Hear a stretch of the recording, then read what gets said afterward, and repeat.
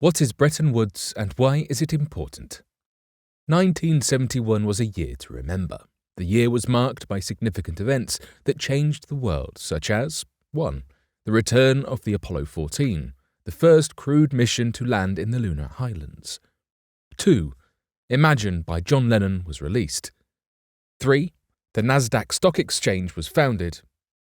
4. And most importantly, the US shocked the world, leaving the gold standard and the Bretton Woods agreements in what was called the Nixon shock, changing the world forever. In this video, we'll answer 4 questions. What was Bretton Woods? Why was it so important? What made the US leave the Bretton Woods system in 1971?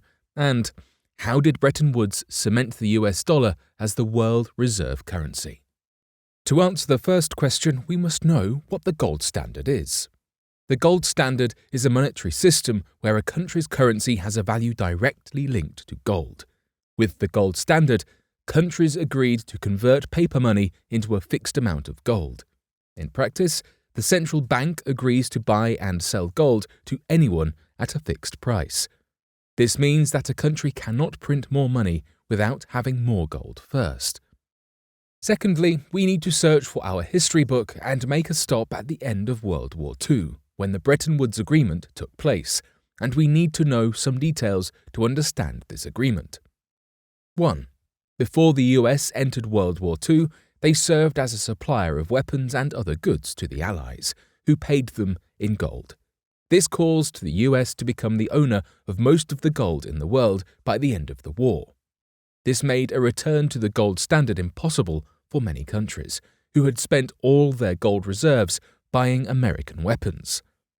2. The Allies needed to create a new system that would be acceptable to all countries. So delegates from 44 Allied nations met at a conference in Bretton Woods, New Hampshire, in the United States. Its purpose was to establish a new international economic order after the end of World War II. The result of the conference was the creation of 2 new international institutions, the International Monetary Fund, or IMF, and the International Bank for Reconstruction and Development, or IBRD, which is now part of the World Bank Group. Under this system, gold was the basis for the US dollar, and other currencies were pegged to the US dollar's value. This means that the value of a currency of a country is linked to the US dollar instead of gold. Countries had some degree of control over currencies in situations where the values of their own currencies became too weak or too strong relative to the dollar. They could buy or sell their currency to regulate the money supply. In the conference, among the main goals were as follows: creating an efficient foreign exchange system, preventing competitive devaluations of currencies, and promoting international economic growth. It wasn't until 1958 that the Bretton Woods system became fully functional. Once implemented, its provisions called for the US dollar to be pegged to the value of gold. Moreover, all other currencies in the system were then pegged to the US dollar's value. The exchange rate applied at the time set the price of gold at $35 an ounce. The Bretton Woods system included 44 countries. These countries were brought together to help regulate and promote international trade across borders. As with the benefits of all currency pegging regimes, currency pegs are expected to provide currency stabilization for trade of goods and services, as well as financing. Thanks to Bretton Woods, the US dollar was officially crowned the world's reserve currency and was backed by the world's largest gold reserves. Instead of gold reserves, other countries accumulated reserves of US dollars. The demand for US Treasury securities was high since countries considered them to be a safe way to store their US dollars. This gave the American government an unparalleled ability to borrow money and fund budget deficits. But even this had its limits. In the 1960s, the US government's finances came under stress due to increased spending on social programs as well as the Vietnam War. This caused the United States to print more dollars to cover the deficit caused by these events. With so many dollars flooding the market and the same amount of gold available, concern grew in the international community. Other countries could not see the US backing up the new amount of dollars with the amount of gold they had. raising doubts about the stability of the currency.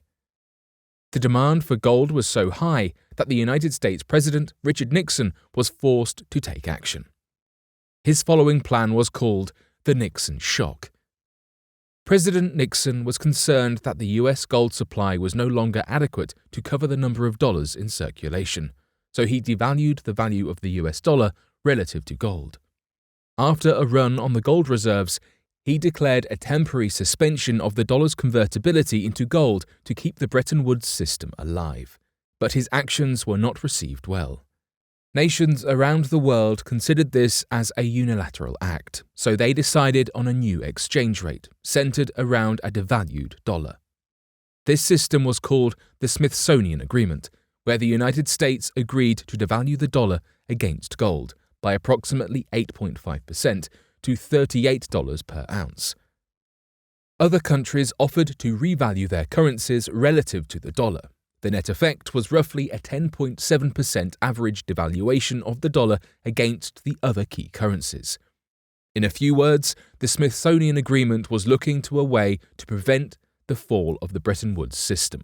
Unfortunately, this didn't work, because speculators were driving the dollar lower and countries abandoned the peg in favor of floating exchange rates.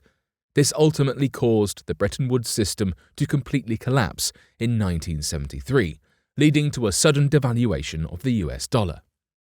For example, we can take gold as a barometer of the speculative market. By 1972, the price of 1 ounce of gold was $60.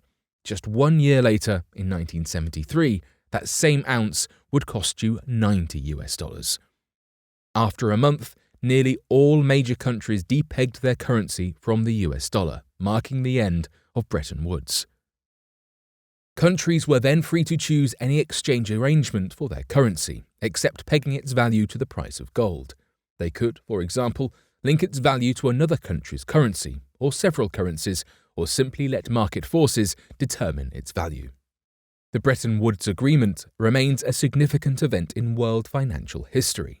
The two Bretton Woods institutions it created in the International Monetary Fund and the World Bank played an important part in helping to rebuild Europe in the aftermath of World War II. Subsequently, both institutions have continued to maintain their founding goals while also transitioning to serve global government interests in the modern day. The Bretton Woods Agreement, which was signed in 1944, established the US dollar as the world reserve currency. This was done by making the dollar the only currency that could be converted into gold at a fixed rate. This meant that other countries could use dollars to trade with each other and also use them to buy gold from the United States. This effectively made the dollar the primary currency for international trade and cemented its role as the world reserve currency. Even today, 50 years after Bretton Woods collapsed, the US dollar is still used in over 50% of international transactions and makes up about 60% of global central bank reserves. Despite the eventual breakdown of the Bretton Woods system, it is still considered to be an important moment in the history of the global economy. The system established the framework for international cooperation and economic stability that continues to shape the world today. It also laid the groundwork for the development of the modern global financial system and helped to pave the way for the growth of international trade and investment.